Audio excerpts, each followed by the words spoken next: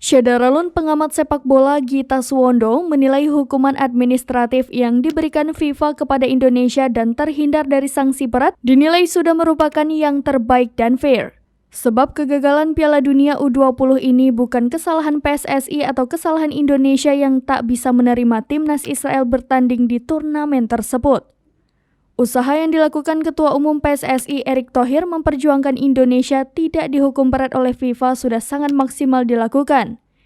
Yang dilakukan oleh Erick ke FIFA adalah untuk menegosiasi agar Indonesia masih bisa menjadi tuan rumah Piala Dunia U20 dan Indonesia tidak dikenakan sanksi berat. Gita menilai dampak hukuman administratif yang diberikan FIFA ke Indonesia sangat minor bagi pengembangan sepak bola tanah air. Sebab menurut Gita, dengan jabatan Erick sebagai Menteri BUMN dan latar belakang sebagai pengusaha, maka dana pengembangan sepak bola di Indonesia tak akan menjadi permasalahan yang berat baginya. Gita optimis pengembangan sepak bola di Indonesia masih dapat ditangani dengan mudah oleh Erick. Dengan kekuatan Erick yang saat ini menjabat sebagai Menteri BUMN dan memiliki latar belakang pengusaha, Gita yakin mantan Presiden klub Inter Milan ini memiliki kekuatan finansial untuk dapat terus mengembangkan sepak bola di Indonesia.